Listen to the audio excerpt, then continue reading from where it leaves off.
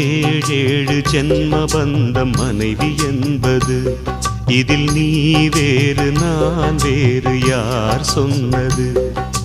கல்யாணமே ஒரு தெய்வீகமே, சம்சாரமே அதன் சந்தோஷமே, ஒரு வானும் நிலவும் பிரிந்து வாழுமா?